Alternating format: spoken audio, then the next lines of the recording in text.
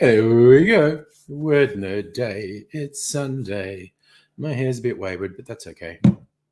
We'll let that go. I just shot a whole video and then I watched it back and went, wow, my hair is all over the place. Ugh, it's a thing that happens. Hello, Megaleech, by the way. This is one of my coconut aged cocktails, and it's really got that rich coconut fat. It's fat washed with the coconut, and so it's got this just silky texture from it. I remember seeing one guy complain that it was too coconutty, like it tasted like coconut water to him. I think he made weak as piss drinks. Or he just has a different palate to me. That's the other possibility. He has a different palate to me. But I find these quite rich.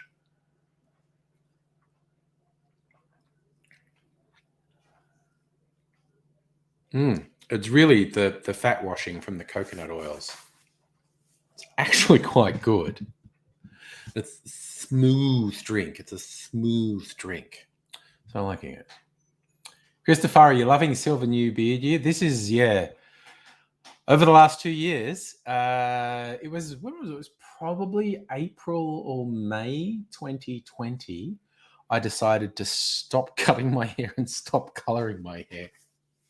So you can look back at the live streams over the last almost 2 years, and it's over 20 months now, and just the gradual growing out of my hair. I think there was a period towards the end of 2020 where my hair was almost a bouffant. It's like, because I blow dry and brush it back, and it was nowhere near this long, and it would just kind of woof. And I thought it looked okay at the time, and then I saw it in a Facebook memory a year later, and it's like, good God. But the beard's been pretty silver for a long time, 18 months at least, I think. Because it A, grows relatively fast, and B, loses color relatively fast. Yes, when I dyed my hair, I would dye my beard as well. For consistency, but the beard went grey first, I think. But yes, I had wondered for years, what does my natural hair look like? Now I know it looks like this. So, yes, Christopher, you angry? Well, yeah, I've been gradually metamorphosing over 20 months. 18 months. I don't know. Maybe it was 18 months ago that I decided to stop coloring my hair. Took a while to grow out. So I can't believe that's got to be my natural color. There can't be any more color left in it because I haven't put any color in. Would have just washed out. So you see there's a lot of gray there and on the sides. And the beard's super grey. Moustache is still dark. And the sideys are like 50-50. Sideys are kind of 50-50.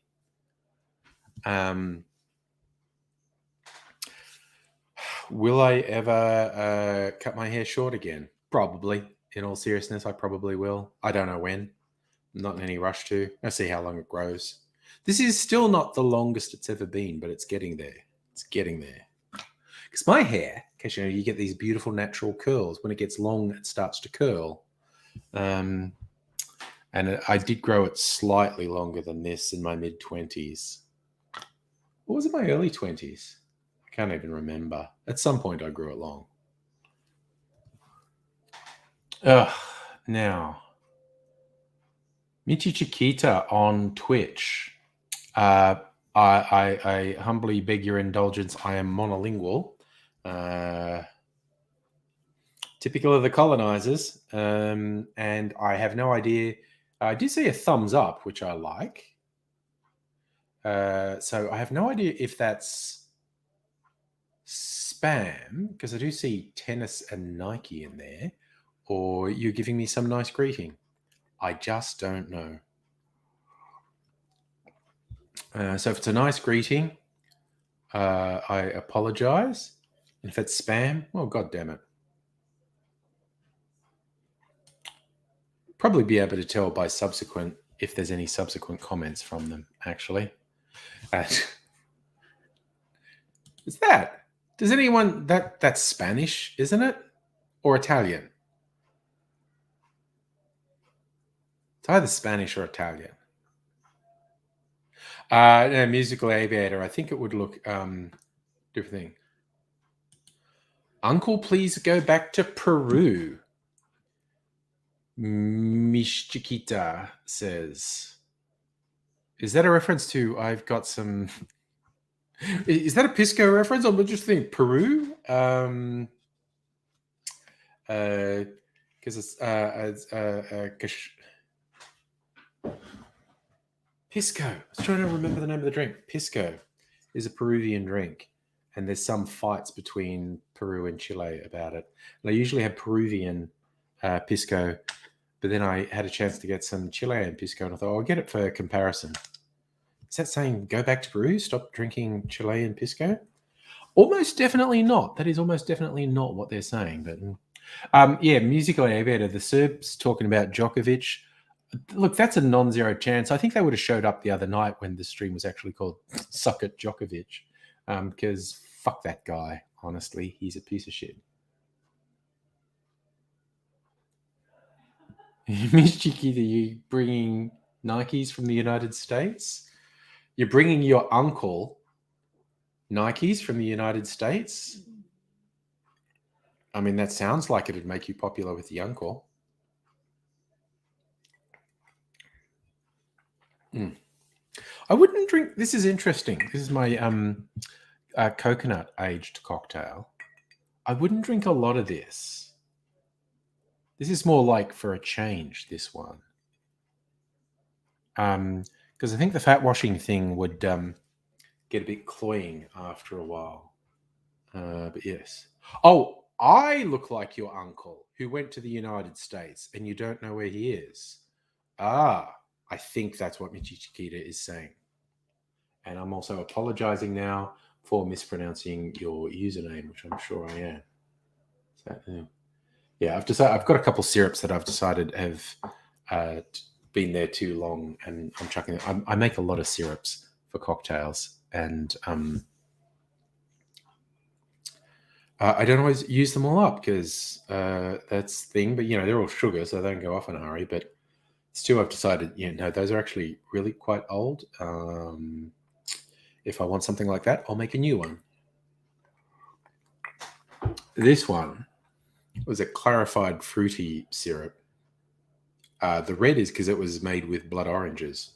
It had blood orange juice in it. And this is homemade grenadine, aka pomegranate syrup. I think it's been there a while. So make them. Oh my gosh. Okay, so the thought plickens for people who aren't on Twitch. Michi Chiquita, the story appears to be I look like their uncle who went to the United States. They don't know where the uncle is now. The uncle took their Nike shoes. So I think the story is now, doesn't want a ceviche. I think the story is now Michi Chiquita's uncle took their shoes, their Nike shoes, went to the United States, and now Michi Chiquita doesn't know where they are, wishes they would come back with the Nike shoes. Chiquita's uncle, wherever you are, bring back their Nike shoes. Musical Aviator, countdown to your LARP camp. Hope the COVID restrictions don't cancel us. I honestly don't think they will. Anything could happen in the next week, but I don't think they're going to introduce outright restrictions, particularly like a LARP camp. That's an outdoors thing. Again, I'm having a shitty go at predicting the future. I'm terrible at predicting the future, but my prediction is there won't be any restrictions that will stop your LARP camp. Me personally, I wouldn't go because I'm a wuss, but this thing.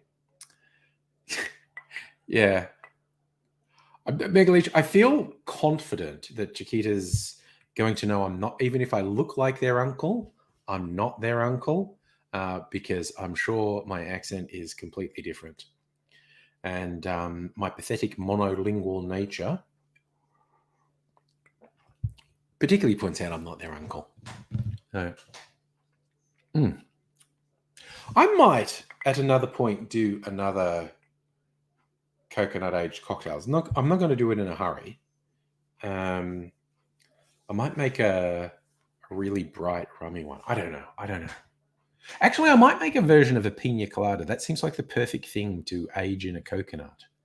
Do a version of a pina colada, like without the coconut element, just the other elements, and get the coconut vibe from the fat washing. If you like pina coladas and getting caught in the rain, dun, dun, dun, dun. I heard that song so often when I was a kid. Back when ugly middle-aged men could be pop stars. So that would really just be rum, pineapple juice, and lime juice in a coconut. I reckon I'll do that. Again, not anytime soon. Maybe a lime liqueur rather than lime juice, because I'm worried about if there's not sufficient alcohol content, it might go a bit off in there. Or use white overproof rum. Get some Navy strength white rum from somewhere to really up the alcohol content, because that will also really...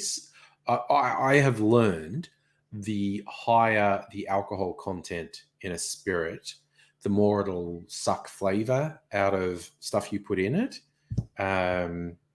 So maybe I'll find some really high proof white rum, put that pineapple and lime juice in a coconut, and then even maybe shake it with cream of coconut when it comes out. I think that's the next experience.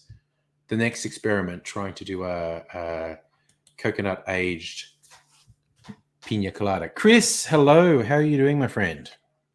Hope things are well with you.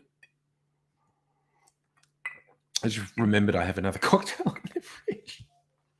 I was shooting some video today because I have my beautiful clean space over there.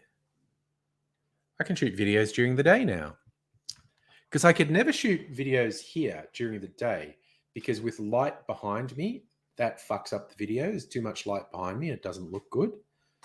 But I shoot against the wall and I can control the light. So I shot a couple of videos today. I'm in the process of editing. The one where I made Swedish punch. Chris, oh, you shot some time lapse. Nice. Megaleech has a visitor, an actual human at his house. So enjoy human interaction. We talked a bit earlier, Megaleech and myself, and he and his friend are going to watch The Boys, working their way through season 1 and 2, because season 3 is coming out soon. So, Chris, what was the subject of time lapse? I have to admit, I really like time lapse video. Just look here. I'm fidgeting. I am a very bad fidgeter. Like when I'm at work, I have stuff to fidget with because I need to think when I'm doing stuff. Even if it's just pen and paper, even if I'm just doodling and squiggling while I think, I need to be fiddling. I'm not autistic. Who's autistic? So those are my friends who are diagnosed on the spectrum or ADHD, and they share stuff on social media. And I'm like, haha, hashtag relatable. Oh, wait a minute. Yeah. I don't know what would happen if I went to a doctor and said, do you have tests to see if I'm on the spectrum or if I have any sort of ADHD? Because I think I might. So, Chris, outside humans prohibited due to Rona, yes. You shot Skyline of Portland. That'd be nice. If that becomes available, I would love to see it. Yeah. I am not interacting with other humans for at least another week, slightly over a week. I think a week is long enough. I'll be almost... apparently, the Moderna booster starts to give you really serious protection 1 week in. And I had my booster slightly less than a week ago. And so 1 more week, and I'll consider interacting with humans again. I'm not going anywhere crowded. Man, there is so much fucking COVID in Australia now. For the first time, we're like the rest of the world. Namely, if you go anywhere with a crowd, you can be guaranteed that you are definitely being exposed to the virus. Now, being exposed to the virus doesn't mean you contract the virus, and contracting the virus doesn't mean you get sick. But at the moment, it is basically beyond doubt, particularly indoors. If you went anywhere indoors with a crowd, like a concert, a bar, a club, a restaurant, cafe, you are absolutely getting exposed to the virus. So, Chris, your YouTube, I feel like it's a bad thing. I don't know that I'm subscribed to your YouTube, that I know your YouTube. Can you send me a message somewhere, like on Twitter or something, with a link? Because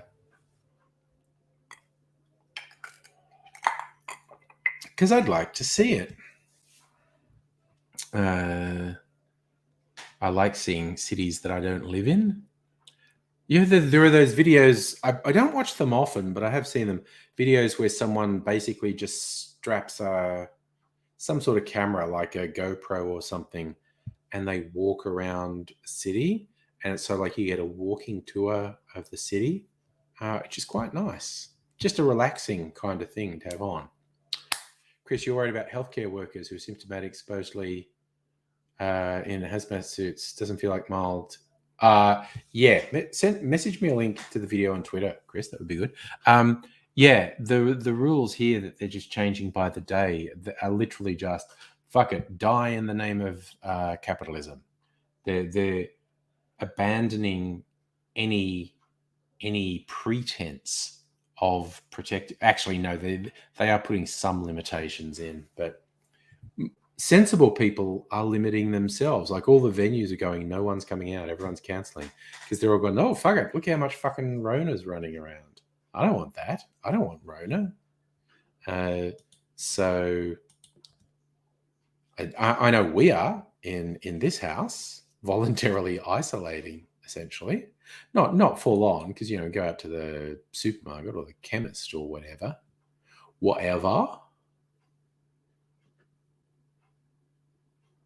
So, yeah, but we are not going out. So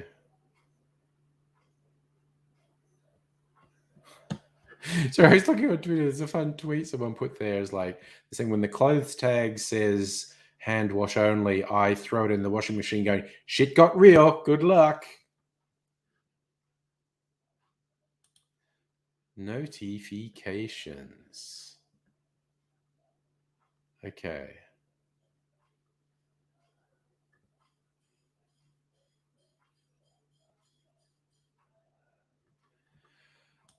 Okay, so first things first. See that on YouTube.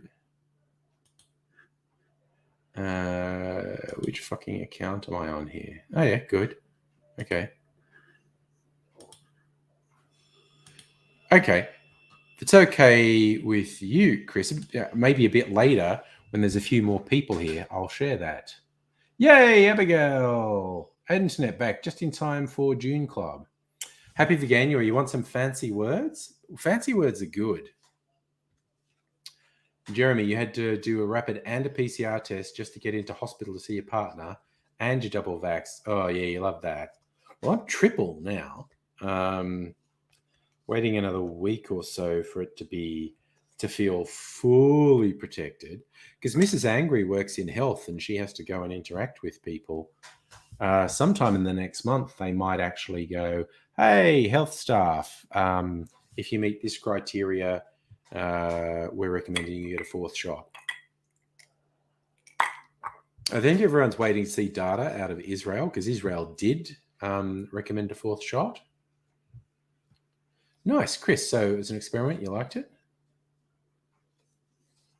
Oh, that's an excellent choice, Abigail, for a good word. Sesquipedalian is the tendency to use long words. Brilliant. That fits perfectly. I guess I'm more a word nerd. I do like unusual words, but my word nerdery is more obsessing about using the correct word and really noticing when someone mistakenly uses the incorrect word. Okay, Chris, so you think your girlfriend will get a 4th shot because she's immunocompromised? Kirsten, Hellion, hello to you. And yeah, I'm definitely a word nerd. That's why when I saw it was Word Nerd Day, I went. And also other regulars on this stream, definitely. Right, I might intersperse, having just had my coconut, have some water. I'm just going to be a little bit responsible because I have another cocktail waiting for me in the fridge. It's called, oh my God, my brain just stopped working. That's it. Chris getting a snack, that's fair. Noog, hello.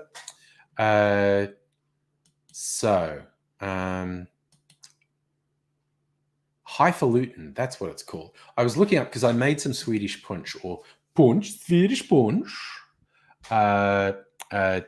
And I looked up recipes for it, and a lot of them have rum and or lime in them, and I made some of them, and they were pretty good. But I found one that had whiskey. It was actually basically a Manhattan with Swedish punch in it. So I made that. That's pretty good. But I made it in the middle of the afternoon for a video, and just had a little sippy sip. It's nice, and it's in the fridge waiting for me. So I'm gonna be good. Gonna be good, and drink some water, and then have a cocktail. Oh, nice. Kirsten, you do have your cats now. Hiding but cute.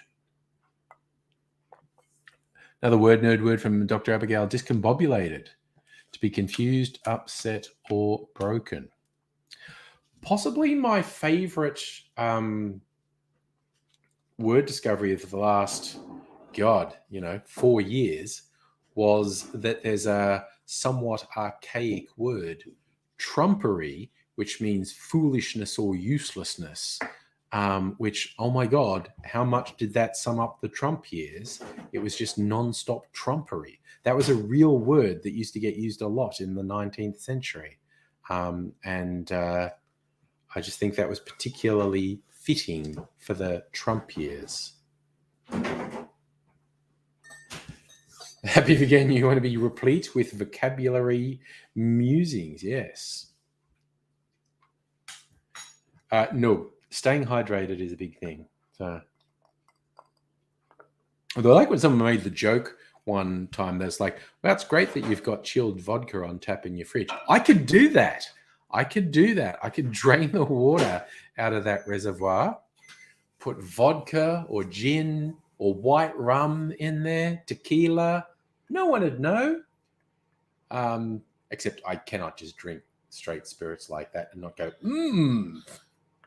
I mean, I can drink straight spirits, but I'll always drink it and go, So I think I'll stick to water. Much as I could, in theory. It could be good for a party. I don't know. I'd actually like to put martini in there for a party, I think. It'd just be like this massive martini in there and just pour martinis out. But that's why I have my freezer martini anyway. Though I think it's gone a bit... And I might actually get some advice from you, Kirsten, because I kept putting different gins and vermouths and whatnot, and occasionally some orange bitters in there. And I feel like, I don't know, at some point I put something in that's unbalanced, and it tastes a bit bitter now. And I'm wondering what gin to put in. Because what I'd been tending to do when I was topping up is to use one regular strength gin and one navy strength gin to make sure it didn't actually freeze, like keep up a certain amount of navy strength gin in it so it didn't actually freeze while it's in the freezer. Yeah. Oh, that's the classic one, Abigail. Anti-disestablishmentarianism. Political position taken when one advocates for the non-separation of church and state. And Chris, supercalifragilisticexpialidocious is a good word, even though the sound of it is something quite atrocious. But if you say it loud enough, you'll always sound precocious. And hello, Robotman Greg. We're just playing with word nerd day. Do I have a sweet gin? I mean, I have like actual like slow type gins, blackthorn gins. I don't know if I want to go that far. I did put a sweeter one, like the Poor Tom's Pina Colada gin, but I think I was putting that in, and that's when it tasted funny. I don't know if I should put one of the fruit gins in, if that's going too far. Like I've got a few, slow or blackthorn type gins. I put a sweeter vermouth in it last time. Actually, I got a new vermouth. Maybe I should try that. I haven't actually even tasted it. I might taste it. Gins I have. Okay, I have a lot of gins. I have. What's that? That's the Story gin. A Pinot gin. The fucking what's this one? Maybe the grapefruit cello. Never Never, bunch of blackthorns, portons.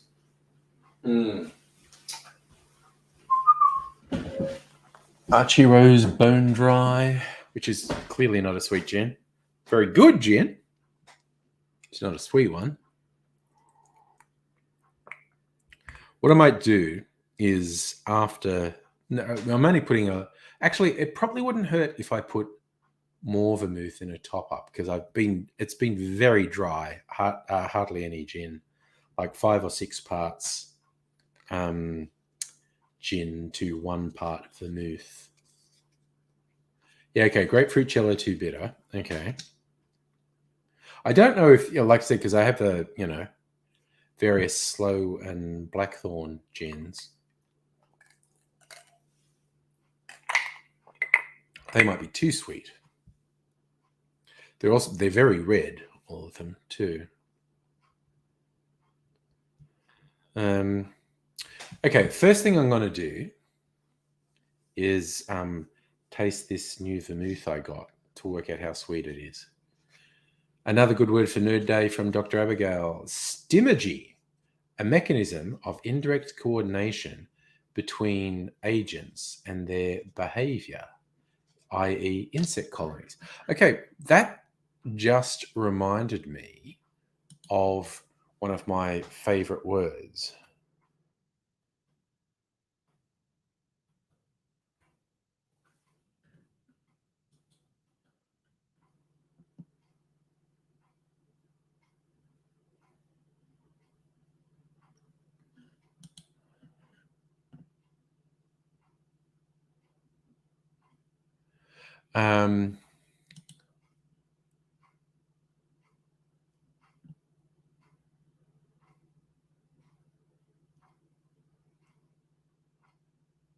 Okay, this is different meaning to what someone told me it was. I thought the word syzygy was related to synergy because that's what someone told me once, and it's apparently not. SYZYGY. I love how many Y's are in there. Syzygy has meanings in science. It's a collinear configuration of three celestial bodies. In other words, a total eclipse, or even a lunar eclipse. Eclipses are a syzygy. It's like sun, moon, and earth in one order. Out. That's a syzygy. In mathematics, it's the linear relationship between generators of a module. In biology, it's a pairing of chromosomes. And it's also an endgame used by chess engines. In philosophy, it denotes close union. Carl Jung used it to mean a union of opposites. And by that means like it's male-female pairings. In literature, an epirematic syzygy is a system of symmetrically corresponding verse forms in Greek Old Comedy.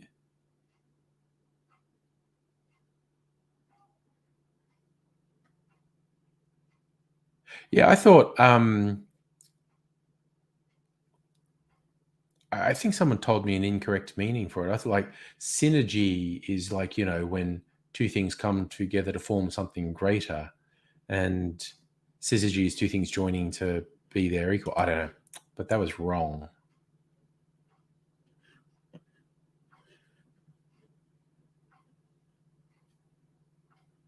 Luke, hello, nerd.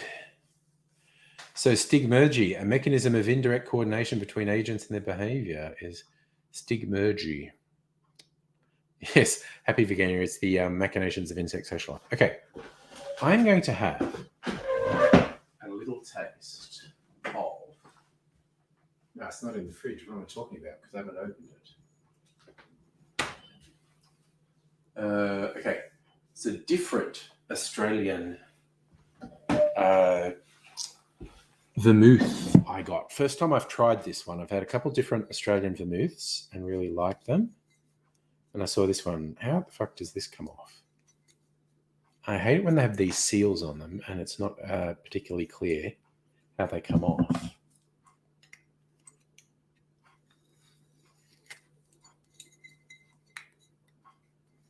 Okay, well, that's working. Okay. Ooh. Well, that's an interesting little stopper. Came off with a bit of a pop, which I wasn't expecting. Okay, that's very metal. I thought it was plastic.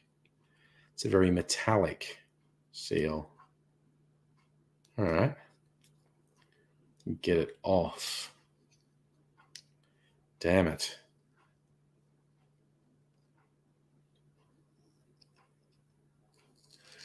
There we go. Psychopomp. Spirits, creatures, or angelic beings of religion responsible for escorting the dead to the afterlife. I think there's a corresponding thing. Someone who is your spiritual guide in the physical world is the Carnifex. Just remembering that from a story, right?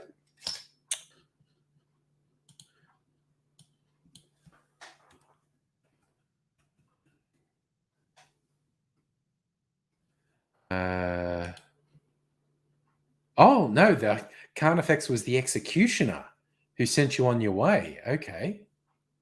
That is not what I thought it was. Carnifex is an executioner or potentially a butcher. All right. So this from Castagna, Bianco Vermouth. So it's a white vermouth, but I think it isn't sweet. I mean, I think it isn't dry. That's an interesting stopper they've chosen. Oh, there we go. First spam bot of the evening. Worst spam bots either. Yes, Abigail, the defenestration is a great word. There's various things in history that were famous defenestrations where people were thrown out of windows. I was reading one off Wikipedia a while back. Marco, you feeling better? Nice.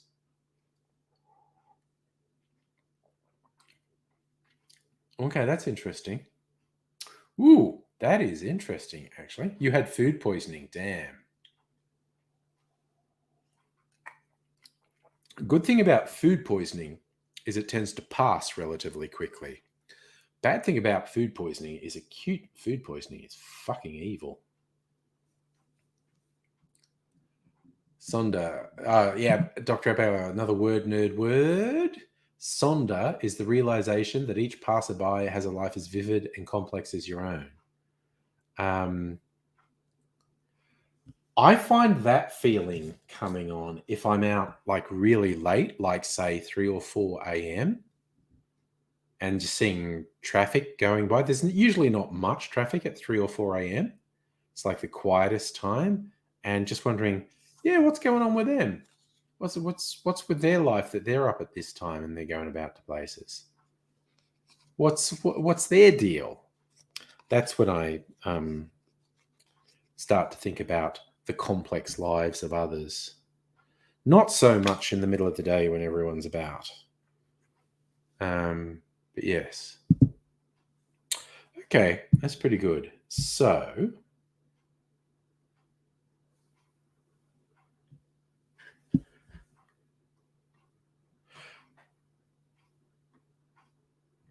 Kirsten, I was just interested if I still think my freezer martini has somehow gotten too bitter. Would putting a bit of a sloe or a blackthorn fruit gin be too much? I mean, it's gonna make my martini go pink. I'm gonna have a little taste of my martini. Actually, I'm not gonna pour a full one. I'm just gonna pour a little bit to see if I still think it's too bitter. Because when I got put off it was when I used this fucking lemon to put garnish in, and there was something super wrong with the lemon peel.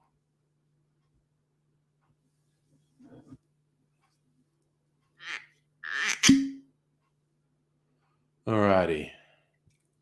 Just a little bit of Fruza Martini. I love it when you get the definition of a word. Mellifluous, I know the word, but the definition is a sound that's sweet and smooth and pleasing to hear.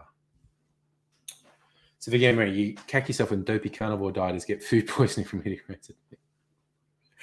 I think virtually every time I've got food poisoning, it's been from meat. I mean, there are plenty of other things that can give you food poisoning. I haven't had food poisoning that often. The one I always remember was KFC having this limited edition. It's like fried chicken, but there was also ham and cheese on the inside of it, and that coating, and then deep fried in a burger. And I got one of them, and I was in an online chat, and I'm going, this was a long time ago. This was text chat. That's how long it was. I was just like 5 or 10 minutes after eating it. I was like, I think I have to excuse myself. And then just ran into the toilet and fucking hurled.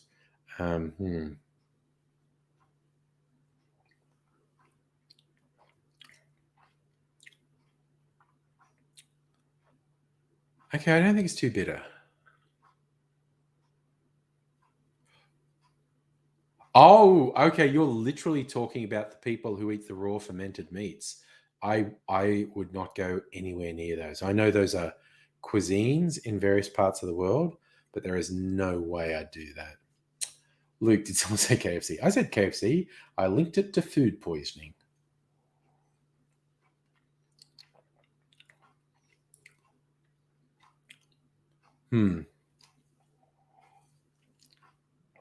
Okay, what I'm going to do, Just top this up a little. And I'm going to use the... Okay, was that a joke I missed about ineffable? You now have to give the definition of ineffable so I can get the joke. Hello, Celtic King. If I didn't say hello to Celtic King, by the way. I'm going to top it up with Archero's Bone Dry. Because I don't like that. And then I'm going to do this interesting new vermouth I have. Right, so I need that, and I need a funnel. Finger the funnel. So, where? I mean, I could be super fucking cheeky and just put the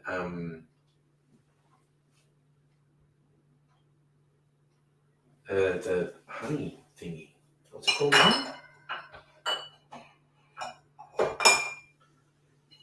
Eau de bee. I'm going to do that because I'm a wild man.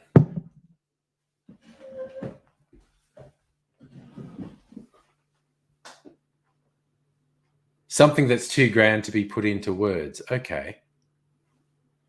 I just remember ineffable as a reference to God's plan. Yeah, okay. This is a bit cheeky, but I think it'll work, and I'm going to do it. Oh, no. See, I love that one, Abigail. A bibliophobia, the fear of running out of books to read. That explains book hoarders, people who buy more books than they read. I had that with DVDs for a while. It helps if you take the stopper off.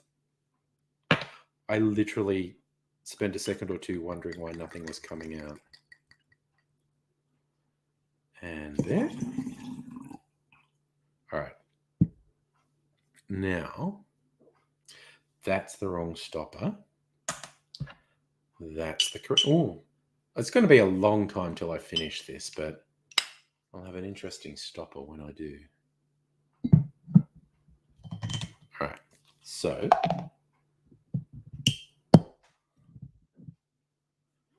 that was a bit of a cheeky attempt to fix my freezer martini. And now I think I'll have a proper drink of it because I'm feeling bold. I'm feeling bold. Do I have a martini glass? I'm just going to put it in a coupe, honestly. Won't stand on ceremony. He never stood on me. Okay. So. Okay.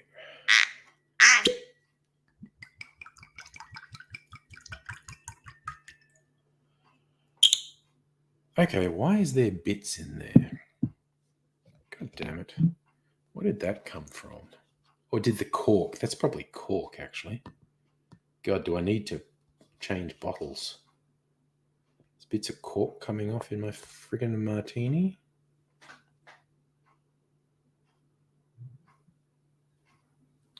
All right. Let me inspect this fucking cork, actually. Doesn't look like bits are coming off it. I don't know.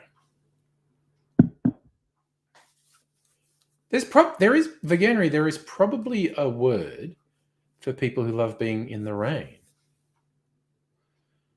Dr. Abigail has another word nerd, pandiculation. When you wake up and stretch in the morning, often when you're still sleepy or yawning at the same time. I do a lot of pandiculation in the morning. Also, that sounds like playing with your dick, which is masturbation, which definitely don't do lots of in the morning.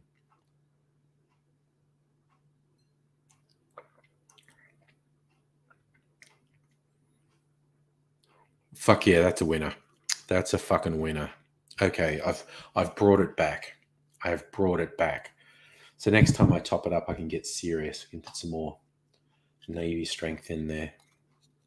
I might do that. I might put some Navy strength and some water in before I put it back in the freezer, actually. Word to your mother.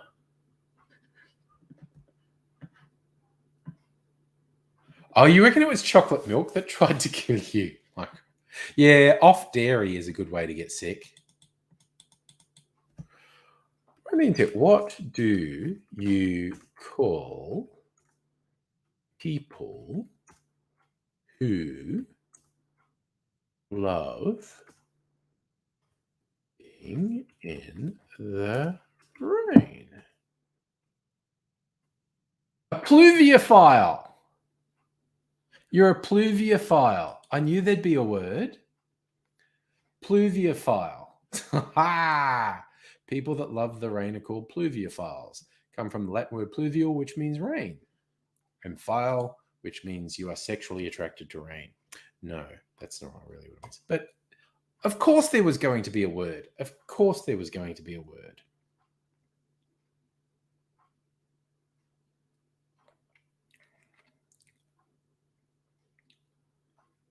Yep, that has absolutely taken the bit of edge off. It's even probably a little soft for me now. I've softened it, but that needed to happen. And now I can beef it up again. Oh, Micro, you thought you had a great relationship with chocolate milk, and then then it went off the rails. Chocolate milk betrayed you. Pluviophile is a great word, isn't it? It just that's a great sounding word. Pluviophile. Ah, nice. Abigail, you had pluviophile on the tip of your tongue. Yeah. Yeah, I just typed, what do you call people who love rain? And an up it came. Oh my gosh.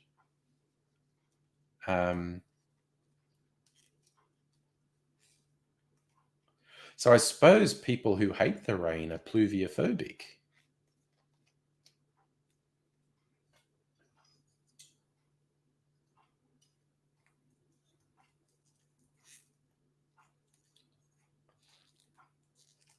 See, I knew we'd get into word nerdery. As soon as I saw it was word nerd day, I went, that's tonight's theme. That is tonight's theme. Gonna be word nerds. Okay, so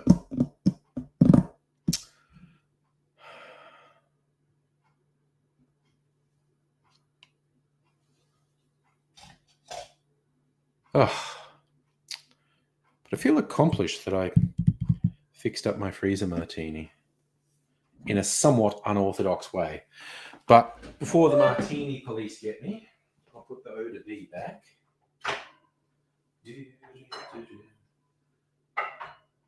And I will put some navy strength in.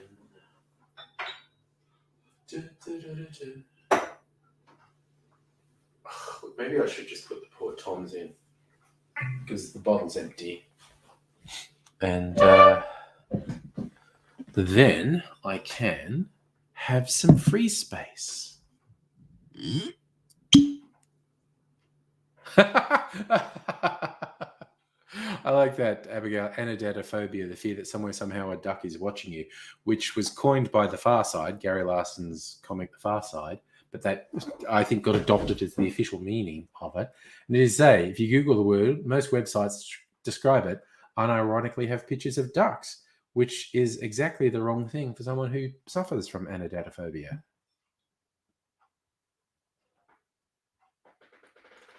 Oh, God, yes. That was a tiny amount left in that bottle. Freeing up shelf space. I'm going into the city tomorrow because I have a dentist appointment. And if I'm a brave boy, I might reward myself by a couple of bottles.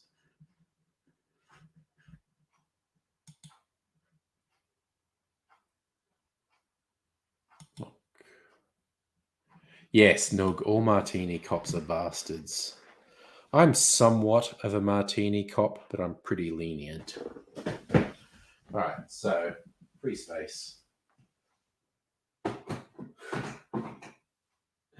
Emptied some more bottles.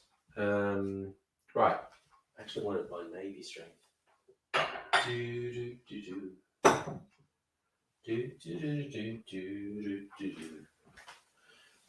This is almost gone too. Jesus.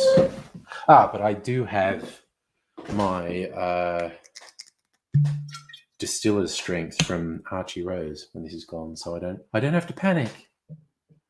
Give me best fucking ducks. All right.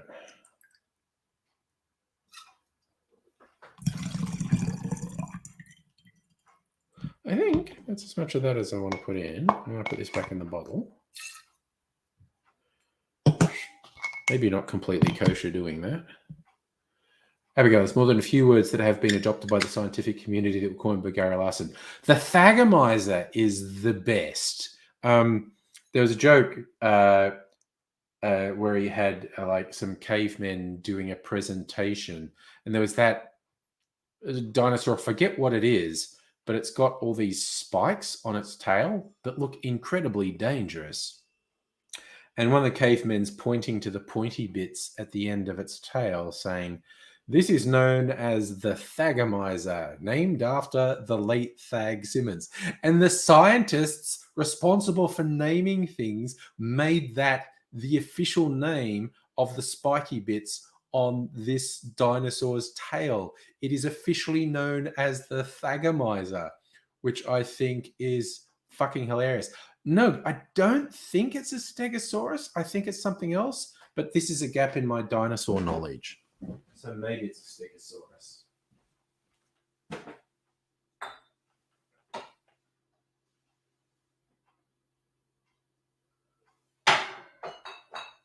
Does the stegosaurus have those spikes on the back? Whoever has those spikes on its tail.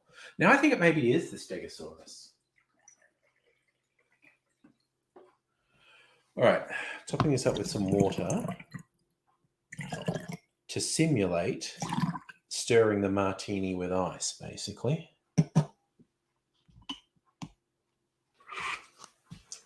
All right, Dr. Abigail, this one from Douglas Adams.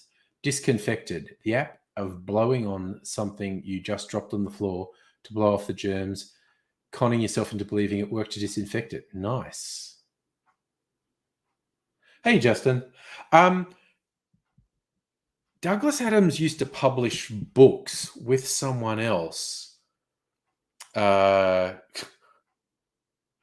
they were basically inventing words and the definition for the words, which is assume where that comes from. They had more than one book of it. And it was, it was stuff like that. And he had another word for the uncomfortable distance when you make eye contact with someone you know and you nod a greeting, but you're still a long way apart, so you don't know what to do for the intervening time till you cross paths. That was that time interval, that uncomfortable time interval was given a name. So there's some weird stuff on that side. Okay, so I feel like my freezer martini is back on track.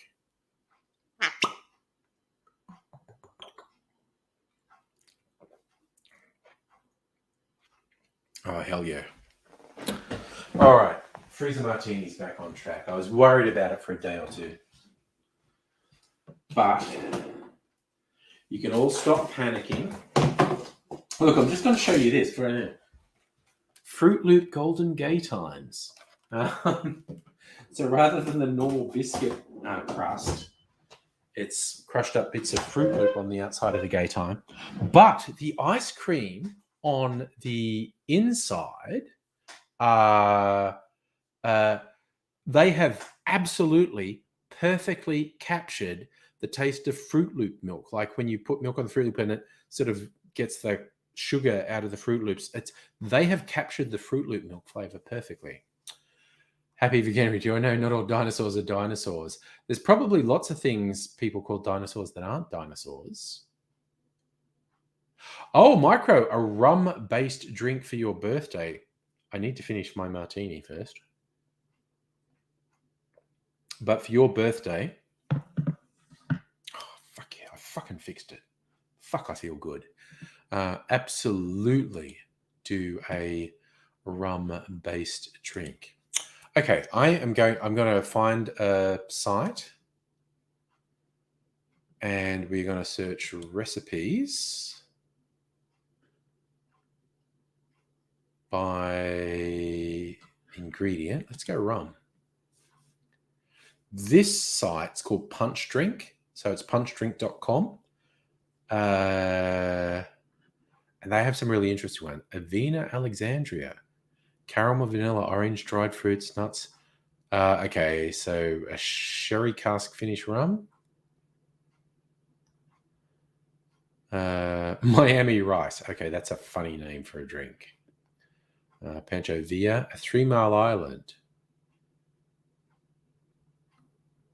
Smoked rum old fashioned.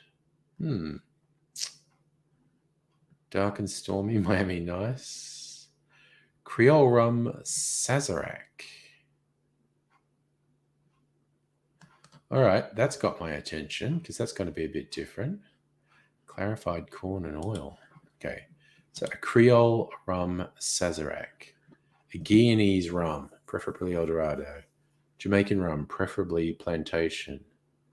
Lemon juice, simple syrup. Hot sauce, fuck off, I'm not putting hot sauce in it.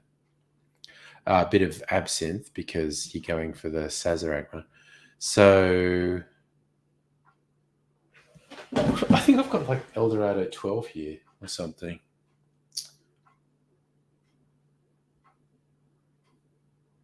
I'm not putting fucking hot sauce in a drink.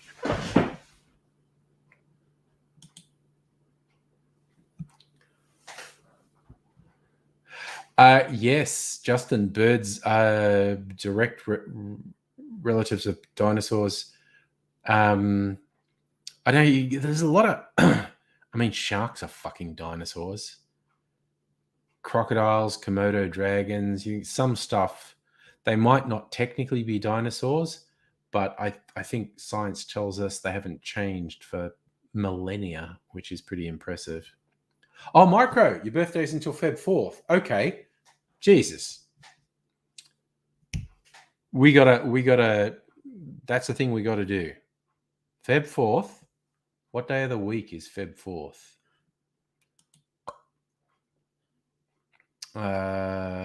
It's a Friday. Holy shit, dude. Your birthday's on a Friday. Okay. Party day.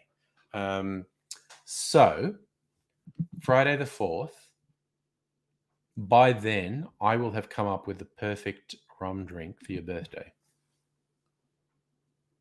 Well, Veganuary, there's not going to be literally vegan gay times. But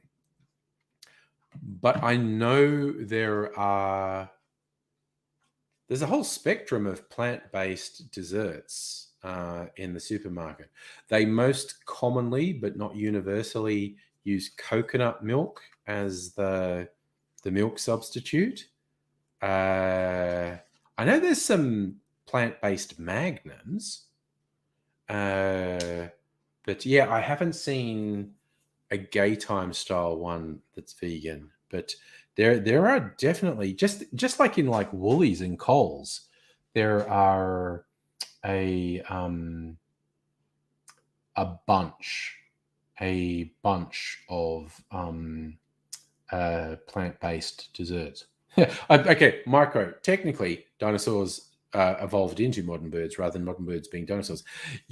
Cassowary, man, look up a fucking cassowary and you might take that back. I just refer to cassowaries, a native Australian flightless bird, as dinosaur murder birds. For no apparent reason, they're like a militarized emu.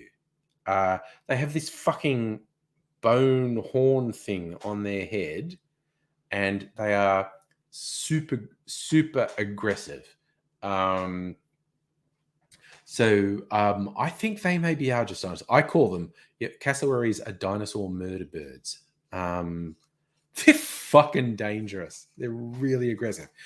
But whereas emus are bigger, emus kind of have the capacity to hurt people, but they tend not to. Cassowaries are just mean fuckers. And again, this fucking bone ridge on their head, that does my head in. Like, who puts a fucking attack weapon on a bird's head? That's wild. And also, what are there are certain vultures, like there are some really fucking big vultures that I look at them and go, yeah, you are a fucking dinosaur. You have been around for a long time. And spoonbills. Spoonbills are a kind of stork that look like a particularly malevolent dinosaur, basically. So there are certain birds where you can go, oh yeah, I see your relationship to dinosaurs. Jesus Christ, what the fuck? What the fuck is going on with this bird? Oh yeah, so again, happy forgetting, when I say cassowaries are murder birds, I don't hold it against them. Exactly what you're saying. They're territorial. They've got food problems in the rainforest. I'm on if it's cassowary v human, I'm basically on the cassowary side. But they are absolutely fucking dinosaurs, and they are murder birds. Like I said, it's the thing that does my head in is this fucking, I don't know. It's chitness, I suppose. I suppose it's like the same stuff that our fingernails are made of. But why a fucking bird has a fucking weapon on its fucking head? I mean, like its beak and its claws aren't enough. It's got this additional fucking weapon on its head. Like, it's got 3 ways to fuck you up. Its beak, it's a horn, and its fucking claws. Cassowaries, dinosaur murder birds. That's all I'm saying. And yes, Nog, Australia's God's Murder Experiment Lab. Even fucking platypuses have a poison spur. Male platypuses, I think, have a poison spur on their back leg. Like, you're not going to die, but it's going to fucking hurt if a male platypus decides he doesn't like you and fucking jags you with this spur. It's gonna fucking hurt. Yeah, musical aviator. It's like a bone mohawk. It's wild. It's incredible. Justin, your mum had a pet dinosaur that was a parrot. But you look like, we refer to the birds of prey as raptors, and there's a species of dinosaur that the Jurassic Park movies completely misrepresented, the velociraptors, because the raptor dinosaurs were much smaller than the raptors in Jurassic Park. There's a lot of poetic license with those. But yeah, and we call them fucking raptors because they're fucking direct descendants. It's wild. But yeah, there's a few kind of, you can't help feeling like certain sharks, crocodiles, Komodo dragons, and certain birds are living fucking dinosaurs. It's actually, and for that matter, literally like the coelacanth, which was thought to have been extinct for literally millions of years. Then someone caught one off the coast of Africa in the mid-20th century, and it's like, oh, now we know coelacanths still exist. We thought they had died out literally millions of years ago. And this is not like a cassowary is a descendant of fucking dinosaurs. The coelacanth is a fucking dinosaur. The fossils from millions of years ago are the same as the ones that are still in the ocean. So there's a shit ton we don't know about the world, basically. It's kind of like I was reading this article earlier about the nature of objective reality. Is objective reality a thing? And it's like, kind of sort of like, we have abundant evidence that there is an objective reality, which is a thing that exists whether or not we are perceiving it. And most of our science and engineering and mechanics is based on the observations, and we go, okay, if we do the following things, it will work. But where it gets blurry and messy is our perceptions of this so-called reality, because we all perceive it slightly differently, because what we are getting is sensory input: visual, auditory, olfactory and physical touch of the thing. And every single one of those can be interfered with. So our perception of this probable objective reality, our experience is subjective. That's the funny thing. It's like, yes, you can make a compelling case that there is an objective reality because you can do various things and get consistent results. But our experience of it is subjective, which is weird. Sorry, Abigail was still quoting Gary Larson. Welcome to hell. Here's your accordion.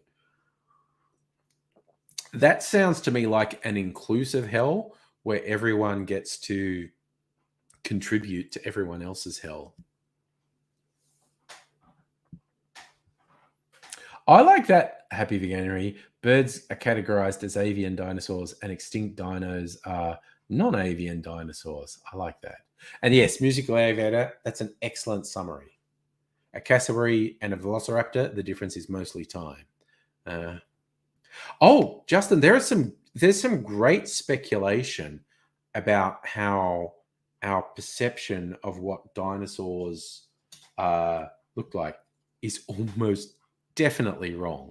And yes, the idea that a T-Rex and other dinosaurs may have been covered with feathers is gaining some credibility. I saw a beautiful illustration earlier today where someone did a T-Rex but with chicken physiology, and it's as plausible as any other representation of a T-Rex, and it was fucking hilarious. It was so good.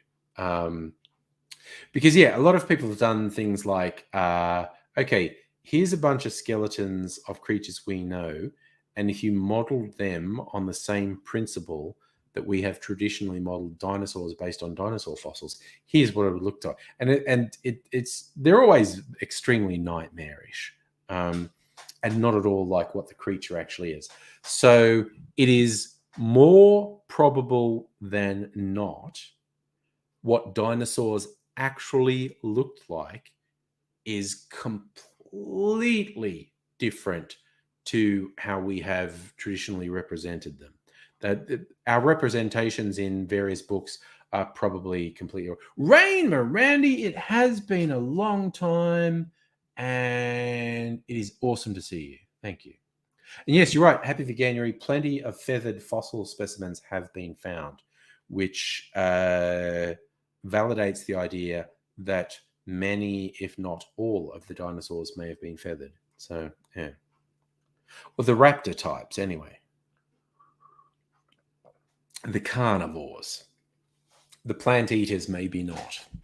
They were big dinosaur cows. Whereas the carnivores may have been the antecedents of birds of prey. It's I love how much we don't know. It's like, okay, we're going based on best available evidence, we're saying this. And you go along that way for a while and someone goes, oh, look, I just found something that pretty comprehensively refutes everything that we've thought for ever. And we go, oh, okay, we think a new thing now. Cool. And you get those weird fucking reactionary, usually conservative people who go, oh, I don't trust anything they say because they said that. Now they say, like, dude. Science is a constant discovery, and constantly questioning science is not the same as you saying dumb shit and thinking it's valid. See, right? What's that? Correct term would be Jurassic cows, since we're word nerding. We're all about word nerding tonight. So no word nerding is too extreme. Justin, we won't know till we can actually make Jurassic Park. Even then, how would we know that we successfully created the same thing? We maybe created a new thing. It's like the idea of cloning. Because of how in vitro fertilization works, in case you don't know, they actually like scrape out the nucleus of eggs and put the genetic elements from the sperm in there.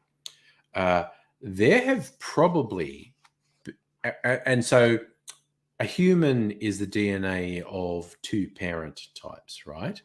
A clone, a theoretical clone, is reproduced exactly from the DNA of one parent type. Because of the way in vitro fertilization works, it is extremely probable that we have already accidentally created a clone. Because what they do with, messing around at the fucking cellular level, they may have generated cellular splitting with only one donor's DNA involved. So there is a reasonably high probability that through IVF, accidental clones have already been created, in that the child that came out of it is actually only the DNA of one parent. It is not the DNA of two parents. So, and I know there are people, these experiments aren't ethical and I think actually illegal, but there are definitely people trying to deliberately create clones, even if it's illegal. You can't stop people from experimenting and pushing the boundaries, even when we probably should stop them. You just can't stop people because people are like that. Happy Gander, you tripped out. It's belied the first mammals were around long before dinosaurs. I have heard that it's not a theory in scientific terms. It's an hypothesis. Yes. That tiny mammals may have developed even before dinosaurs. I have heard that hypothesis. I don't think we have the capacity to prove or conclusively disprove that at the moment, but I know it's a hypothesis. Yeah, Justin, it may ultimately be possible to clone a dinosaur from fossil DNA, but we don't necessarily have the technology yet. And hello, Safa, by the way. We're word nerding and we've got on to dinosaurs. We're always nerding about something. You cannot stop us from nerding out about shit. Hey, who wants to watch a video, by the way? I'm just saying. Chris posted a time lapse to YouTube, which I think sounds quite interesting. Shall we watch it? Yes? I'm going to say yes. Okay. Ugh. So it's like less than a minute. So watch this time lapse Chris did. Full screen. Actually, what are we doing? No, it's okay. Fucking get your shit together, Angry. Okay, I'm going to share my screen.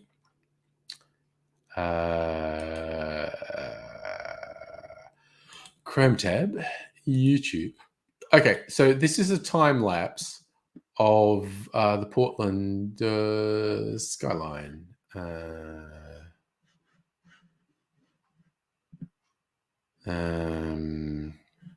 Wait, no, I think I did the wrong thing. Let's. I'm going to stop that.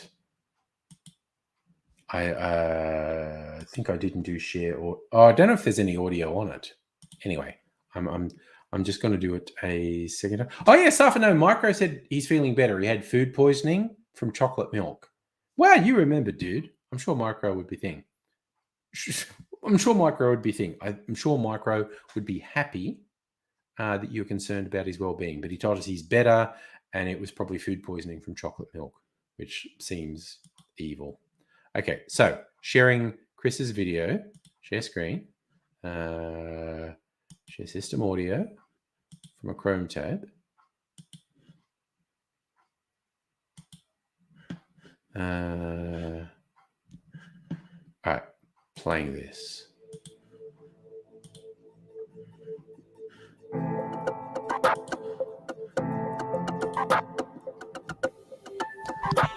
And I don't know if there's any sound. Don't know if you can hear me. I like it though. I really like that. I'm talking in case you can hear me. And and it's okay if you can't. Very smooth time lapse. I like this. I also like seeing places I've never been. And I've never been to Portland.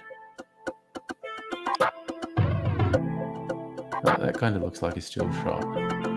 Not sure what's going on there. Chris can maybe explain that after the video is finished. Oh no, I see the thing here. Okay. Cancel. Stop that. Okay. Remove. There we go. I'm back.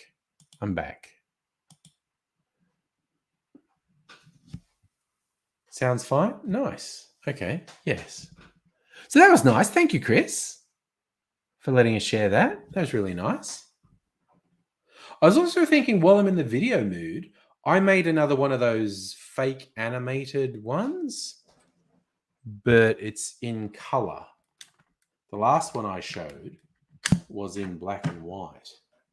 And this one is actually in color.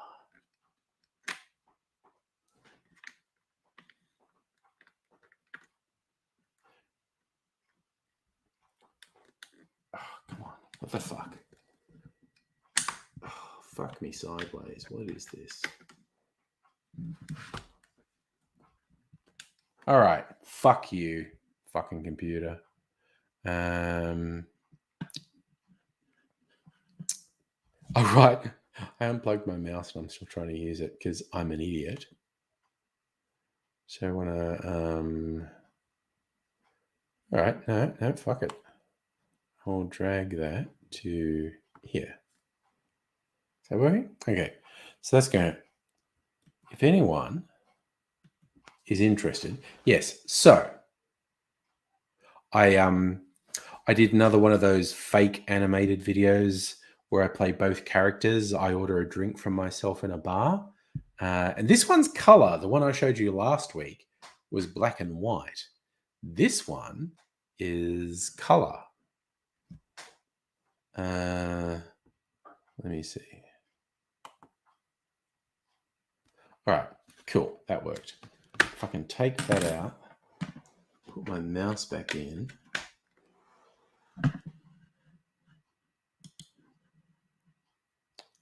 All right, so you want to see, okay. All right.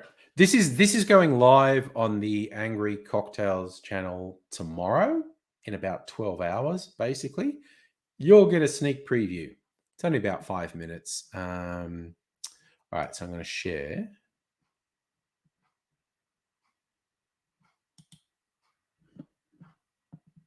Let me see. Videos. Kirsten's husband is fishing for cats and then going bananas. Okay, that sounds interesting. Okay, what's this? G'day, cocktail lover. What can I get for you today? Well, friends keep trying to get me into Campari drinks like a Negroni or Boulevardier, and I just can't. I just can't enjoy them. Yeah, they're a bit much with the bitterness, aren't they? Yeah, and I end up feeling like I'm the only one who doesn't like them. You are not alone, my friend. It's the Campari. The bitterness is what a lot of people like about it, but it's not for everyone's palate.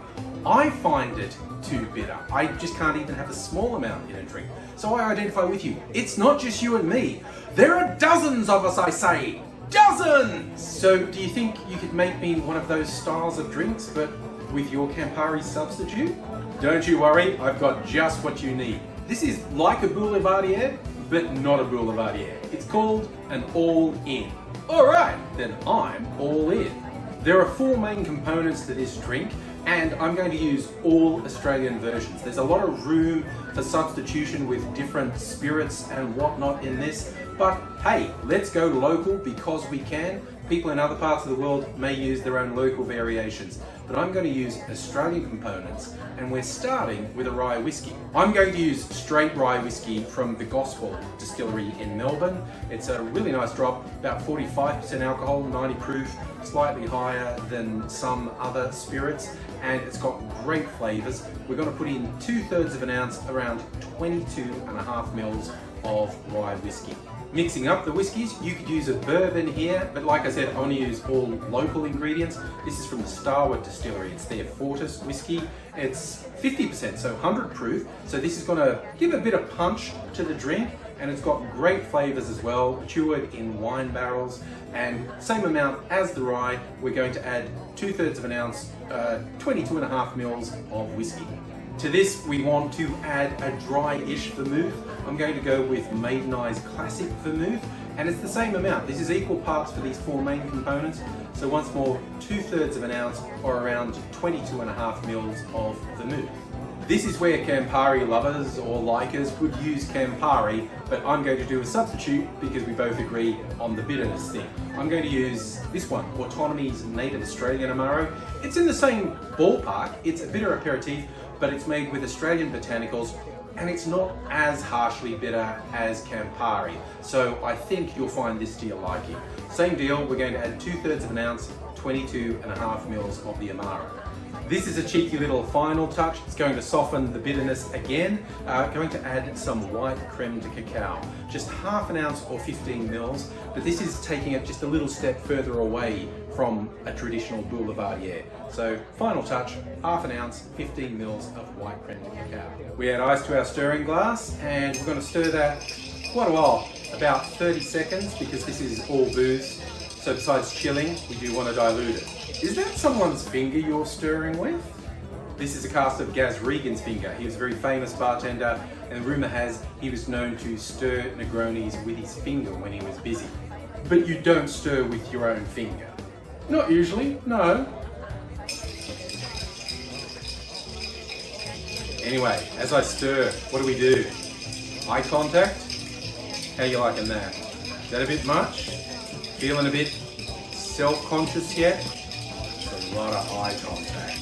Honestly, yeah, it's a bit much. I am feeling uncomfortable now. Strain that into a rocks glass over a big chunk of ice, and there you have your all in. Oh, that's really good. It has that little bit of bitterness, but it's not overpowering. Oh, I'm really enjoying this. I feel like I owe you a tip now. You know what's better than a tip? Subscribing to my YouTube channel.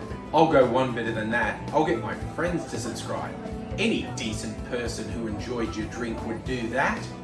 I'm glad you enjoyed the drink, and I'm glad to have you here, and I look forward to seeing you again soon. Cheers. Is it just me, or is there something a bit weird here? It's like simultaneously, I feel like I'm the only one here, but I, hear people all around me. It's just something a little bit weird while I'm here. There is something I'm still getting used to about this place. I'm never completely sure what's going on. I'm not really feeling like I'm part of it yet. Maybe that'll come with time.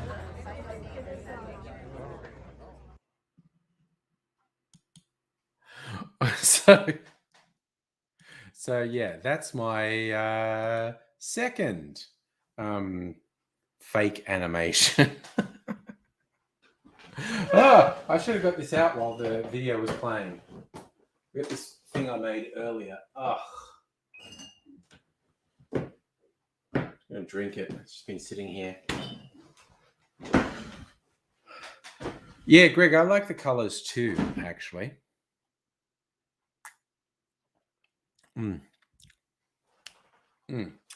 This is like a Manhattan with Swedish punch in it. It's very nice. Yeah, Safa, that's like my uni action skills. Abigail, you want to be in one? Absolutely. We just have to decide what drink you want to order, basically. Thank you, Safa. I think it's much better than the first one. I liked the first one. I think this is better. The next one will be better again, because each time I do one, I learn stuff and went, oh, I'm having a problem here. I would not have this problem if I'd done this thing. Okay, so next time I'll do that and it'll be better. So, but yeah, I think it works in color. I didn't know if it would work in color, which is why I actually did the first one in black and white, because I thought that was easier. But I like this one. Now I've done it. Yeah. This is really good, by the way. This what was the name for this? I keep wanting to call it ahoy polloi, and it's not ahoy polloi. Safi, I don't know. I don't know if Chris wants to do more complex video editing for me. So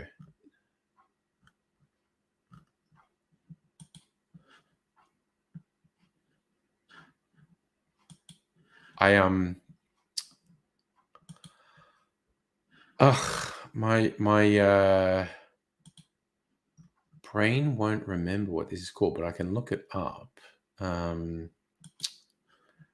Swedish punch liqueur. Oh, that's it. Highfalutin. That's why I keep thinking hoi polloi, because it's a colloquialism for something being a bit posh. This drink is called a highfalutin. Chris, you like video editing? Safa, I think official sunset in Melbourne was about an hour ago. And it got dark half an hour ago. So yes, I made this for a video a bit earlier, just before I went live. And it's been sitting in the fridge. Highfalutin, it's whiskey and vermouth and Swedish punch. It's quite nice. It's quite nice. But yeah, I'm quite happy with how that went. So, and some of the other YouTube cocktail channel people have said, yeah, I want to be in one. So I'm writing a bunch of scripts at the moment. Chris, you have the rigs because they can afford your income. Nice.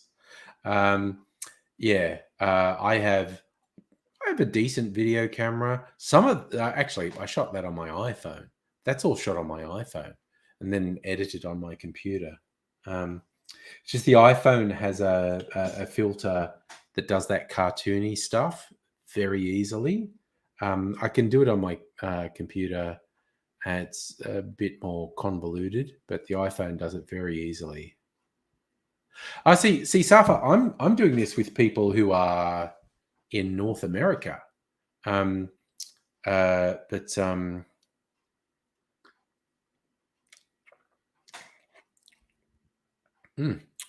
actually pretty good. The video with that might be going live this week. I haven't decided yet. I need to finish editing it. I think I will, because I want to do one of those bar videos with the guy who actually inspired me to make the Swedish punch. So I want to put the video up where I make the Swedish punch before I put the video up with him. I'm going to make a different cocktail with Swedish punch. Safa, this drink is called Highfalutin. But the big thing in here is Swedish punch, which is like a brew you make on your own. And I'm in the middle of editing a video that shows how I made it, and then how I made this cocktail with it. And I think that's going to go live this week. That will go live this week. It's basically rum, and then a special rum from Indonesia called Batavia Arak, and tea and sugar. So you make a sugar syrup out of the sugar and the tea, and then you put the rum and Batavia Arak with sliced lemon for 6 hours or more, and then you blend it all, and that's Swedish punch.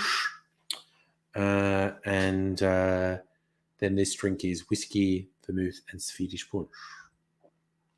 Yes, Safa, beer is in fact lame. Again, I'm not going to hold. If someone's a beer drinker, they're a beer drinker, and there is an enormous amount to explore with beer, and beer has a history that goes back millennia. Humans have been making some version of beer since at least Egyptian times, and it's not to my taste. I don't like beer, but there's a lot to explore. If someone's a beer person, I'm not going to rag on them. That's their thing. They like beer. It's fine.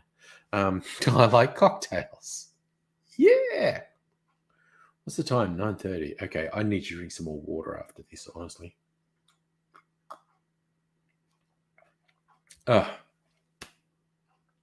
Safa, I drink cider. I don't like beer, but I do like cider. I don't like all ciders, but I broadly like cider.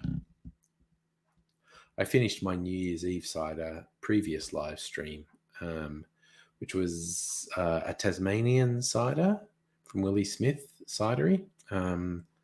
They make quite good ciders. There's one that is made in New South Wales near where I went to uni with Aidsy, and it's not even a bubbly cider; it's a still cider. And I wouldn't have thought I'd like a still cider, but it's probably one of the best ciders I've tasted. This still cider, it's just very hard to get because it's from a small. When it's beer, it's a brewery. You brew cider, so I think it's a brewery. But I have seen people call a place that makes cider a cidery. Yeah, see, Safa, the cider doesn't come from Bathurst; it comes from Orange, which is just next door to Bathurst. Like it's less than half an hour from Bathurst. Same general area. Like so, it may as well be Bathurst because it's less than half an hour away. So. Like, yeah, fucking in Melbourne terms, that's only a couple of suburbs. Like, the Tiny Bear Distillery is only half an hour away from me. The Starwood Distillery is it's probably not even half an hour away from me if I'm driving. So, yeah. Safa, I first moved out to go to uni. So I lived at home in Dubbo till I was 18, finished school. Went to Bathurst for uni. But I did not discover this cider. I didn't drink alcohol until my fucking 40s. I discovered this cider about 10 years ago. I was with Mrs. Angry. There was a cider festival not far from where we were living here in Melbourne. And the funniest thing about this cider festival is like, oh, you pay this much to get in, and we'll give you these 10 tickets, which means you can get 10 samples from different distillers. And we were going, man, that's a jip.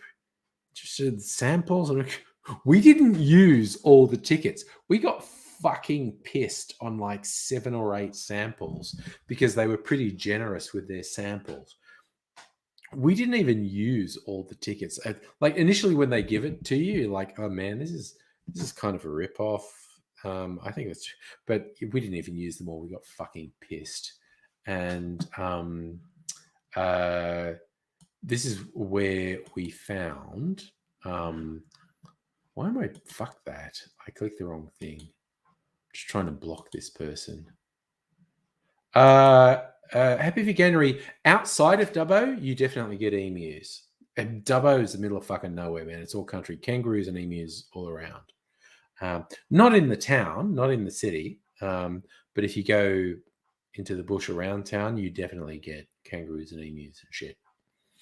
But yeah, I only discovered this cider, which is from Orange, because that whole area around Orange grows a lot of apples, and there are also wineries. And I think it was basically some people had a winery, and the people next door to them were growing apples, and they said, "Oh, why don't we use our knowledge of fermenting and brewing and your apples?" And we came up with cider, and it's good. I agree. Abigail, those spam bots fucking suck because they cannot possibly work. It's just ridiculous. They're the worst spam bots ever. No, Safa, Dubbo is not near the desert, but if you go west of Dubbo, there is basically fuck all. You get a few small towns like Narromine and a couple others, and you keep going in a big bunch of fucking nothing until you get to Broken Hill, and then you're in the desert. So it's just it's farmland and plains all around Dubbo. You have to go quite a few hours, like at least 6 hours, I think. No, actually, that's wrong. I don't. Okay, now I'm going to look it up on a fucking map because I actually never did it. I never did the drive west from Dubbo because it's fucking desolate. All right, so maps going to go. All right, from Dubbo.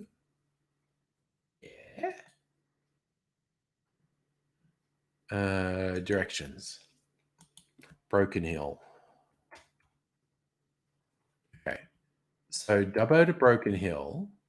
Fuck me, it's 9 hours. I thought I got it wrong when I said 6 hours. Okay, that's why I never did the drive from Dubbo to Broken Hill because it's 9 fucking hours. Yeah. So you drive about 6 hours west of Dubbo, and it's starting to get desert, and Broken Hill's 9 hours away. Jesus Christ, that's why I never did that drive, because it's a fucking way. Oh my God, another fucking spam bot. Worst spam bots ever.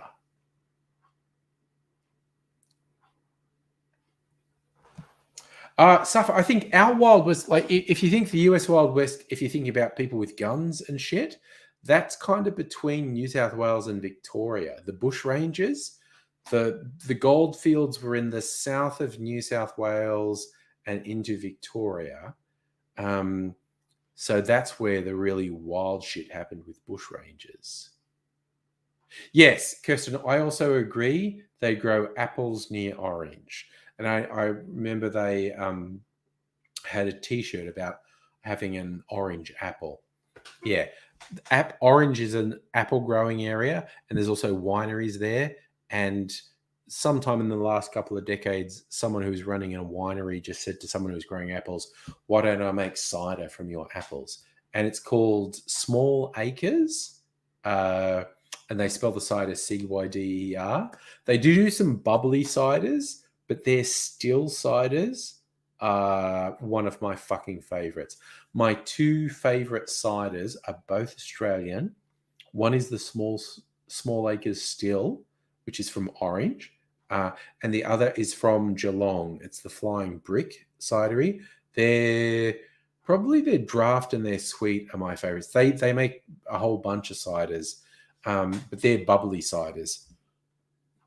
So my two favorite ciders are a still cider from Small Acres in Orange and a bubbly cider from Flying Brick in Geelong.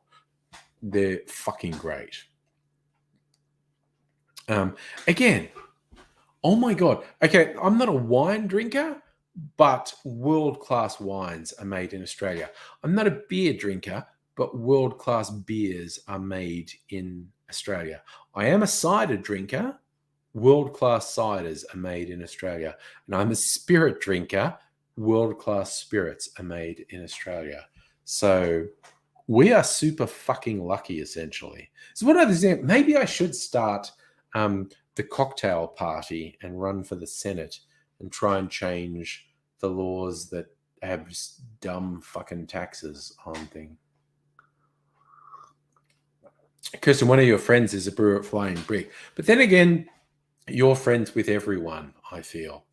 Mrs. Angry and I like doing weekends away out that way on the Bellarine Peninsula.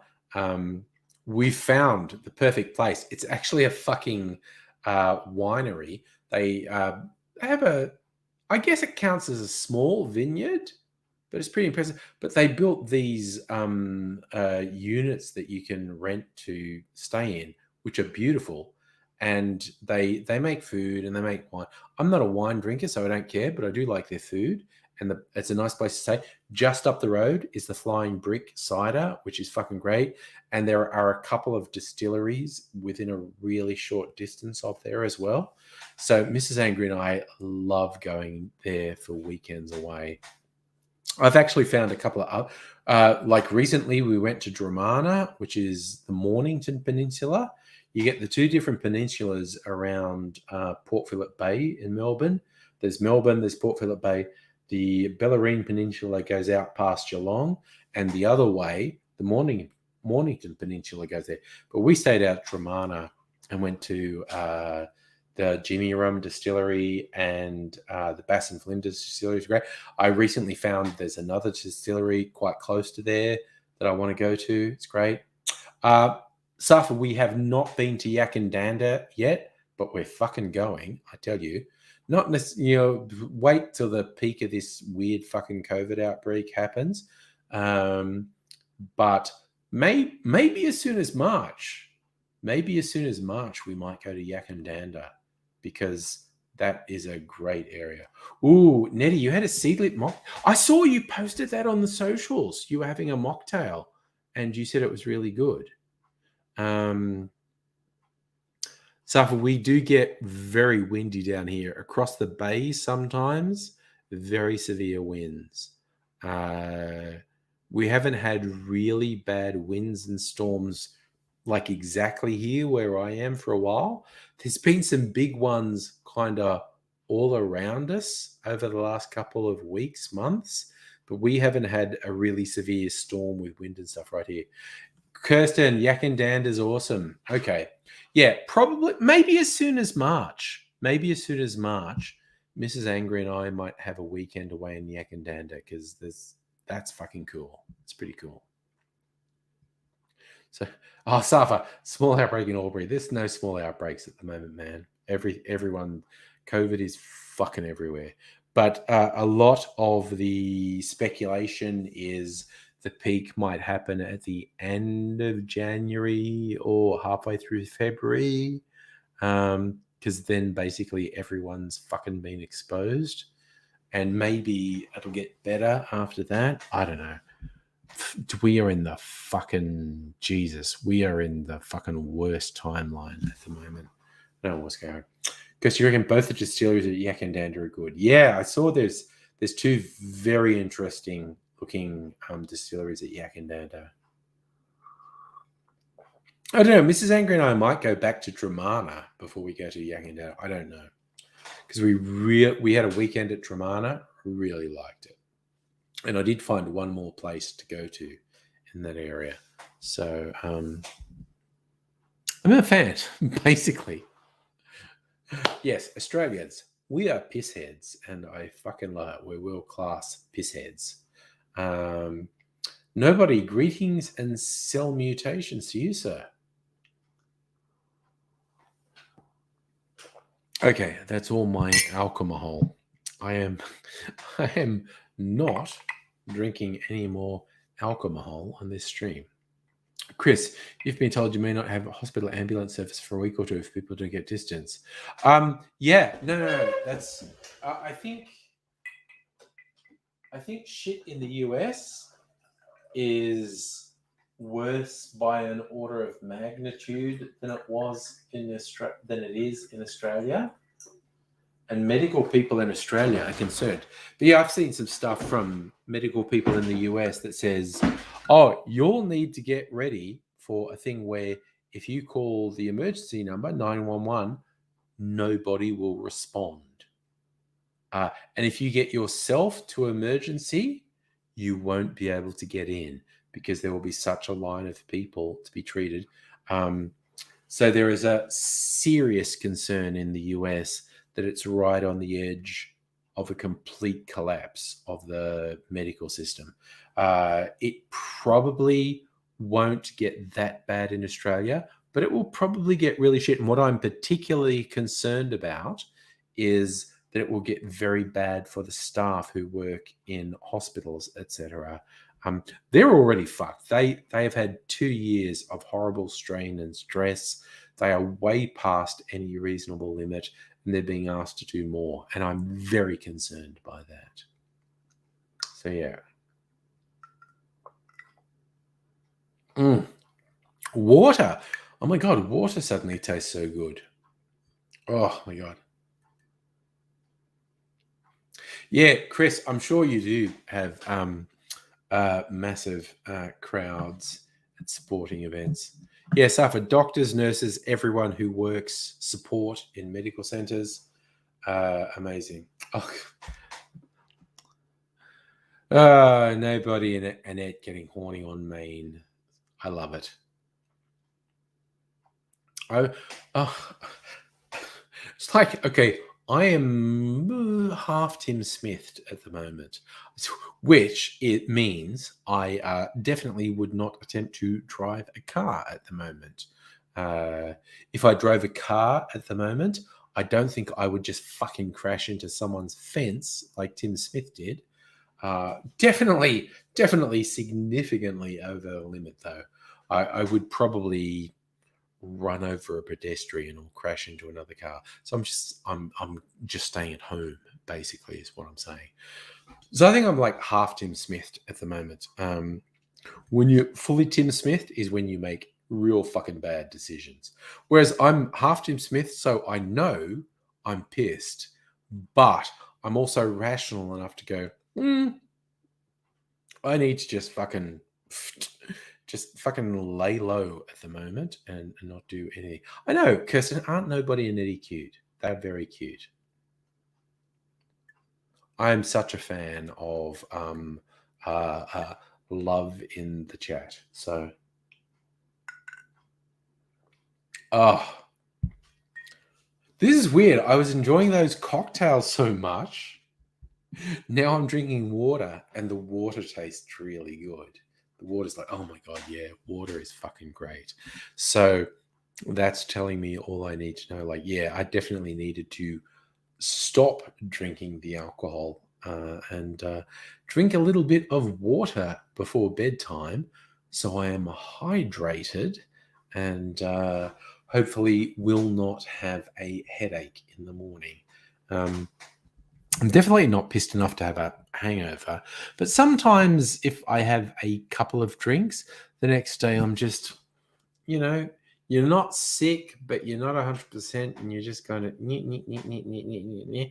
So I think hydrating for the last 15 minutes, I will probably. I'll probably wake up sometime between 2 and 4 a.m. going, I so need to piss.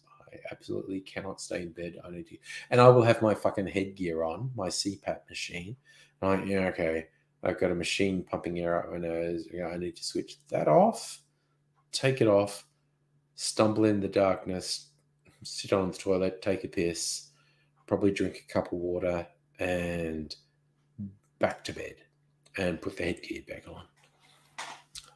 So nobody, when your wallet heals, get another rapid test, returning to Melbourne. Dude, and that will be after my booster fully kicks in. I'm willing to catch up with friends then. I don't want to go to any big public venues, but catch up. And you don't need to drink to get like that. Nice. And yes, Chris, nobody's a very responsible dude. Very responsible dude. So, nobody's high on love at the moment. I mean, I've been on high on love for the last 15 years with Mrs. Angry. As soppy as that sounds, yeah, I don't take anything for granted in my life. So, sorry, I was just going to be super soppy. Does anyone want to see me being super soppy about how much I love Mrs. Angry? Because yeah, it's like 15 years later, and it's just like, yeah, no, still nice. I still feel good. Still really nice being around her. And again, different people lead different lives and have different things, but I just yeah, Chris is I'm just being cute and soppy with 15 years later, I'm still really in love with Mrs. Angry, and I do have a pretty good life, which is why I try to be nice to people by default, because I feel like I have a huge number of things that are in my favor that other people don't necessarily have. So it's like my default mode of interacting with other people, I try to make it kind and generous. Then if someone's an asshole, it's like, well, that's cool. You're an asshole. I'm just going to cut you off. That's fine. but because I feel on a number of levels extremely spoiled. I can look at it and go like my relationship with Mrs. Angry, my relationship with my offspring, my work life, those are all very good. And I know different people have problems in those areas. And it's like, so I thought, okay, my default mode will be nice to people. And then when someone's an arsehole to me, I just go, oh, okay, you're an arsehole. So we just go, Sam. So yeah.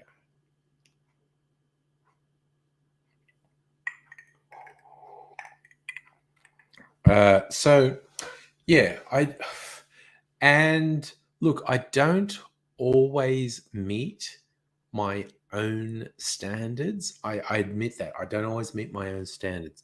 Sometimes I'm shitty to someone who maybe doesn't deserve it, or sometimes I'm more shitty to someone than they deserve.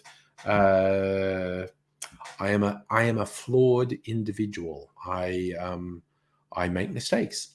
I do bad things. So I try to make a good deal of it. You don't always meet your own standards, but you try. Just randomly looking at a link I have. It's for the Tiny Bear Distillery. They seem to still be selling their Christmas pack, their regular gins, their coffee. Everyone has a fucking coffee brew at the moment. Yeah, okay. I think they sold out of their single malt, and I think they sold out of their barrel aged gins. And I've fucking got them, motherfucker. And I intend to enjoy them for a while yet because I am quite a fan of them. Yes, Safa, we're all flawed. By the way, that's FLAWED. Because I feel like you appreciate learning the real thing. So, because I also feel like I need to do that because English is a weird, fucked up language that does not make any sense. No, Safa, you're not bad. I feel like saying English is a weird, fucked up language that does not make any sense. I was saying that to in an attempt to be helpful rather than criticizing you. I don't want to criticize you. Again, happy for January. I get you try to be nice to customers at work, don't always succeed. Some customers are just fucking shit. Some people are just shit. I fucking lashed out at someone the other day. And it was because they basically did a succession of things and they were trying to cause a scene. And I went, that's not a thing. And they went, yeah, it is. And I went, no, it's not. Yeah, it is. And then I screamed in their face, shut the fuck up and get the fuck away from me. And they were like, oh. And I went, don't fucking get in my shit, okay? Fuck off. And they were being an ass. They basically did multiple things wrong. And I just tried to say, just fucking walk away. Just fucking walk away. And they wouldn't. And they kept saying that I'd done something wrong when they'd done something wrong. And I just fucking screamed at them, get the fuck out of my face. And they were so, oh. And I was like, no, okay. I fucking gave you a chance and you wouldn't fuck off. So fuck you. And it's just like, God damn. So Safa, English is just a fucking horrible mash of multiple languages. Like, yeah, English is a language that hides down dark alleys and mugs other languages and goes through their pockets for loose vocabulary. English is a lot of people think English is mostly Latin, and it isn't. It's mostly Germanic. But there are also elements of French in English and Latin, and but those are the main ones: Germanic, French, and Latin languages is what makes up most of English. It's the Saxons. The Saxons were Germans. Sorry, please, someone correct me if I'm wrong. I thought the Saxons were Germans. No, I'm sure the Saxons are Germans. And yes, happy for January. Some people are stupid questions. Again, I also try to be a little bit accommodating the stupid questions. If stupid questions are not posed in a malicious way, I try to go, okay, you just don't know. You just don't know. Okay, here's the thing. But then you get to people who want to aggressively hold on to their position of ignorance. And I'm like, okay, you just reached fuck you territory. You absolutely reached fuck you territory. Oh, jeez. So, honey, the Angles and the Saxons were two German tribes that made it to Britannia. Yeah, and the Britons were wiped out.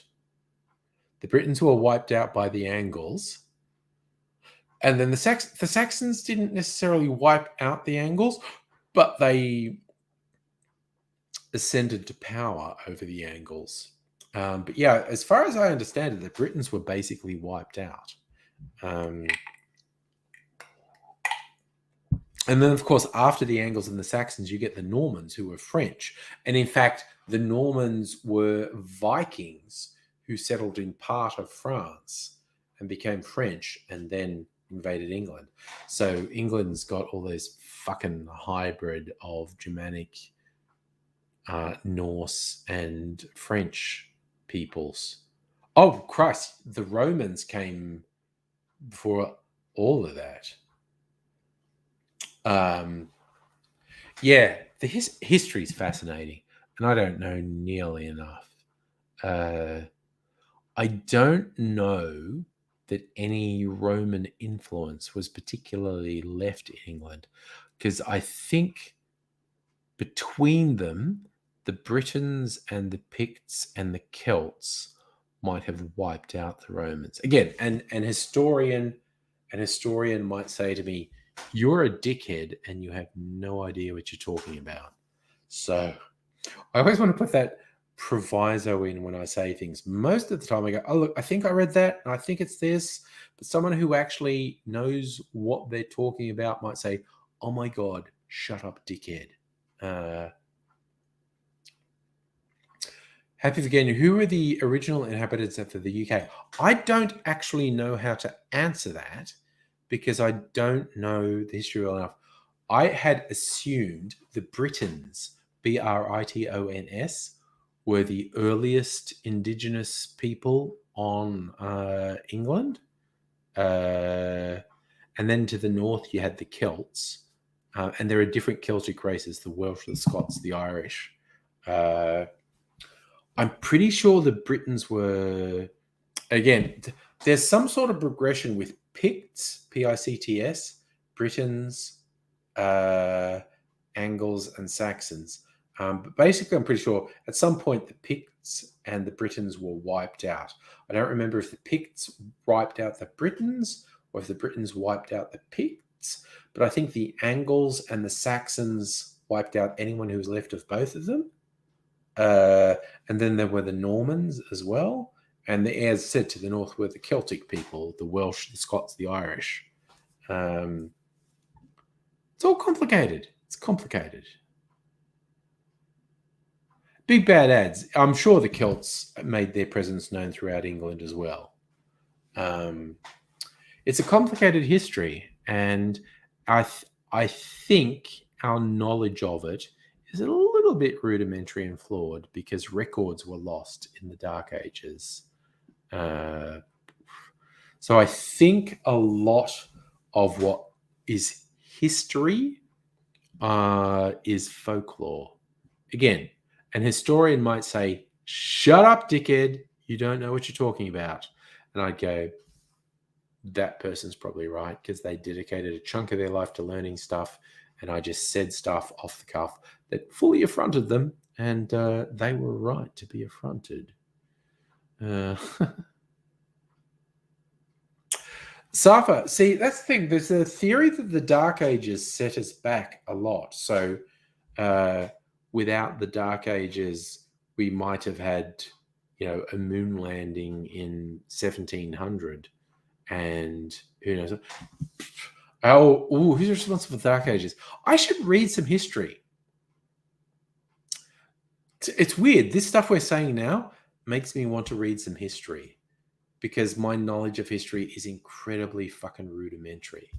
Saha, I don't think the church is responsible for the Dark Ages. I think I'm going to do a little bit of research into what are the best books about the Dark Ages and European history. Then I want some good books on World War II. I don't know. I mainly read fiction. I think I should get some more non-fiction, maybe on Audible. Listen to some ebooks. I don't know. It's a weird and complex thing. I wish I knew more about history. Maybe I'll start listening to some history books. So, having said that, I'm going to go to bed. It's 10. I mean, I'm not working. I'm in the middle of my 2 weeks leave, so I could stay up for a while. I think I'll just go to bed. Like I said, I'm half Jim Smith. I've been drinking some water and recovering. So I'm going to go to bed. I'm going to be doing a TV watching night with Mrs. Angry tomorrow night. I will probably do a live stream on Tuesday night. Yes. So if you're all interested, I showed you the video earlier that's going live on the Cocktail channel tomorrow.